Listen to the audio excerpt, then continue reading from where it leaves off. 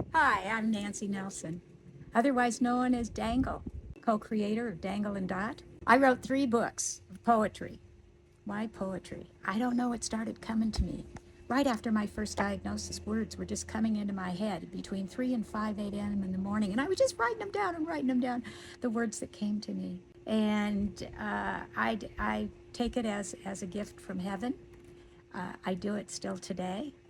And so this book is called The Third Harvest, which is the third book that I've written. Blue.River.Apple.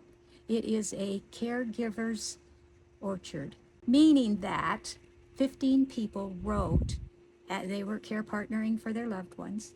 They wrote their story, and I included it in this book.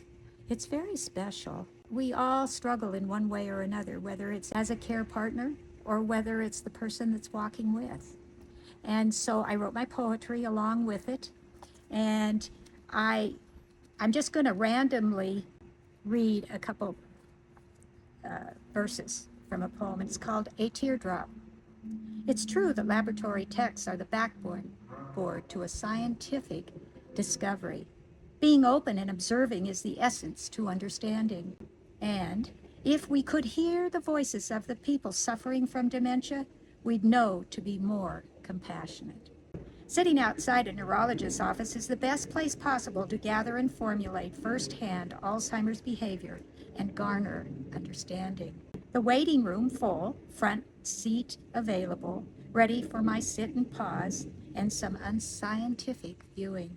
She looks up, glancing away, watery blue eyes. A tear drops from her cheek, marking a translucent wet spot on a Kleenex held tightly between her knobby jointed fingers. She twists the corners as though she's in this doctor's office against her will, perhaps needing tight control over something. There is fear, trepidation, and guessing that is covered up by feeling suffocated under her stoic facial mask. I know, I've been there. Her struggle juggling within and throughout, apparent, but doesn't register up to face side. I want to hug her. You know, the story about moccasins and having to wear someone else's moccasins to know what we feel, it's a really true story. Listen, Kat Hartley, my co-creator, wrote a story for me to put in this book. I'd sure like for you to read it. You know, you can get it from our website, dangle.com, and please do.